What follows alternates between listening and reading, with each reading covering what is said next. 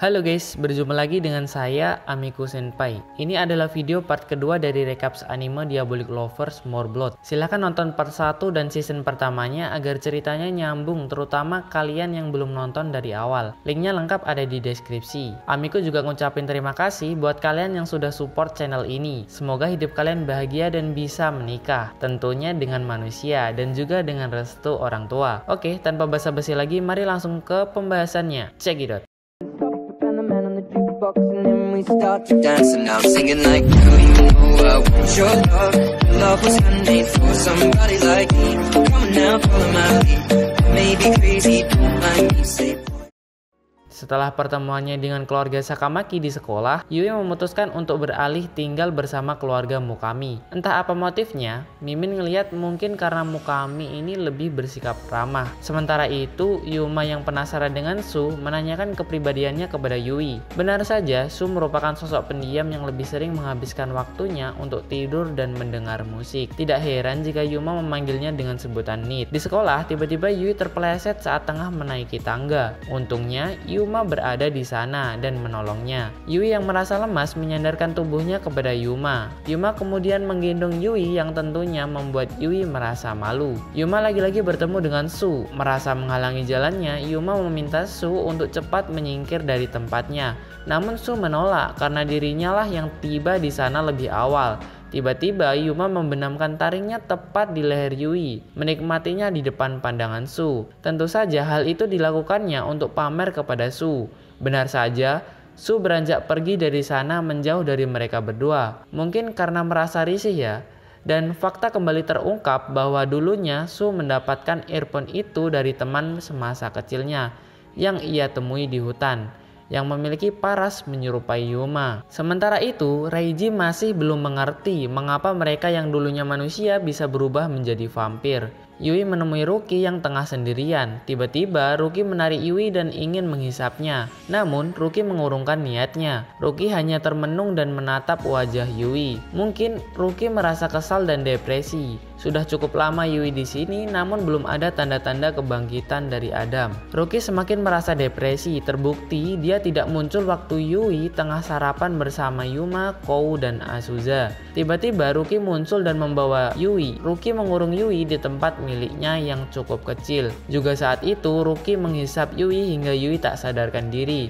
Merasa ada yang aneh dengan perilaku Ruki, mereka pun menegur dan menanyakannya langsung kepadanya. Dan beginilah sebenarnya cara memperlakukan ternak. Ruki hanya mengatakan hal itu lalu pergi. Kou kembali menanyakan Yui kepada Ruki. Karena sudah hampir 1 minggu Ruki mengurung Yui, tubuhnya semakin melemah.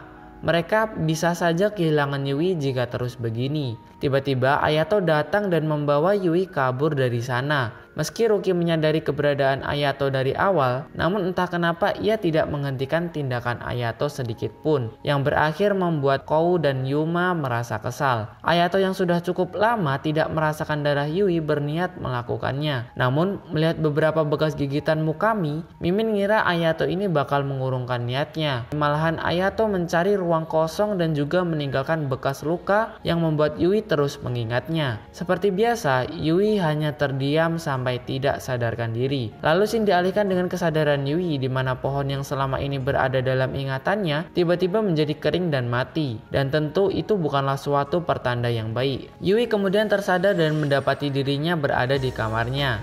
Ia pun sedikit mengingat kejadian di mana Ayato telah membawanya kembali dari tempat Mukami. Yui dikejutkan dengan keberadaan Raito yang telah bersiap menggigitnya, menikmati darahnya dalam setiap tegukan. Kedatangan Reiji menghentikan tindakan Raito. Reiji juga meminta Yui untuk datang ke ruangannya. Reiji menanyakan beberapa pertanyaan terkait keluarga Mukami kepada Yui. Yui menjelaskan apa yang ia ketahui, termasuk rencana pembangkitan Adam, juga nama Eve yang ditujukan kepadanya. Dengan begitu, Reiji telah mengetahui rencana mereka. Kedatangan Kanato mengubah suasana. Tentu saja Kanato masih marah kepada Yui dan tidak terima jika pengkhianat ini berada di sini. Begitu juga Subaru yang merasa kecewa. Reiji meminta mereka semua berkumpul karena sebentar lagi akan terjadi gerhana bulan khusus, yakni terjadi secara bersamaan pada dunia manusia dan iblis. Dan tentu itu membuat kekuatan mereka menurun drastis, yang itu artinya mereka harus waspada pada setiap keadaan yang akan terjadi. Yui. Yui yang masih penasaran kembali menanyakan mengenai Eve dan juga Adam pada Reiji. Mengharap sebuah jawaban, namun Reiji justru menyinggung rencana Mukami yang diragukan keberhasilannya. Itu semua terjadi karena darah Yui yang membuat masing-masing vampir berusaha untuk memilikinya. Sementara itu, semenjak hilangnya Yui dari tempat Mukami, Ruki mengurung diri di kamarnya. Dan ini tentu membuat Kouyama dan Azusa merasa bingung, karena yang paling menginginkan berhasilnya rencana Adam adalah Ruki itu sendiri. Tiba-tiba serigala datang dan menyerang mereka, dan tentunya itu bukanlah serigala biasa. Tempat itu sekejap menjadi berantakan akibat serangan serigala-serigala itu. Bahkan, Ruki mendapatkan luka yang cukup serius karena melindungi Azusa. Azusa datang ke tempat Sakamaki dan meminta Yui untuk menemui Ruki, yang pada saat itu Yui tengah bersama Kanato. Yui pun ingin datang menemui Ruki, namun dicegah oleh Kanato.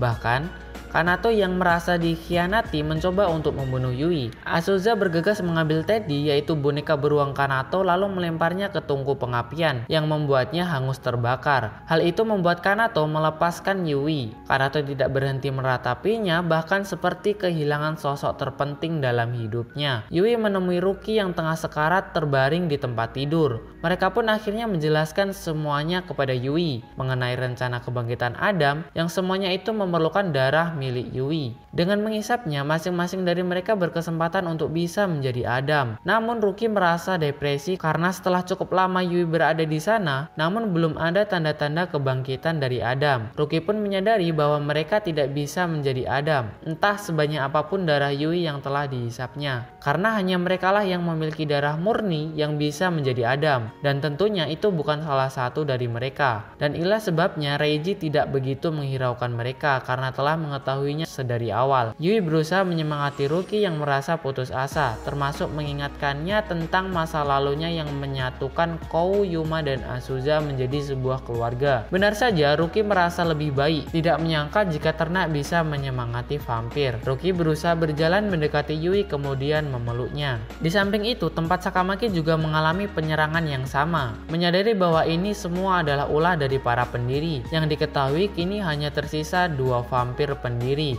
Yang itu artinya sosok yang terlihat di awal cerita merupakan vampir pendiri. Merasa ada yang aneh, Ayato segera menyadari bahwa target serangan mereka adalah Yui. Ayato bergegas menemui dan menolong Yui. Namun, Su mengingatkan bahwa saat gerhana bulan khusus, kekuatan para pendiri berada pada puncaknya. Namun, Ayato tidak mempedulikannya. Dia tidak ingin kehilangan Yui kembali. Ayato menemui Yui yang sedang bersama Ruki. Tentu, Yui tertuju pada luka yang dialami Ayato. Ayato menjelaskan semuanya, yang intinya mereka harus bekerja sama melindungi Yui. Namun alih-alih melindungi, malahan di situasi yang genting seperti ini, Ayato masih sempat menghisap Yui. Ruki juga ikut-ikutan ngehisap, dan mulai saat itu Ruki memberikan kebebasan kepada Yui untuk memilih mereka, karena Ruki meyakini bahwa Eve juga memiliki kebebasan untuk menunjuk Adam, dan entah kenapa Yui seperti merasa yakin dan siap dengan apapun yang akan terjadi. Lalu gerhana bulan pun terjadi, namun filmnya udah habis. Hanya ditunjukkan di akhir bahwa pohon yang telah layu dan mati itu telah menumbuhkan bibit baru kembali. Nah, bagaimana menurut kalian?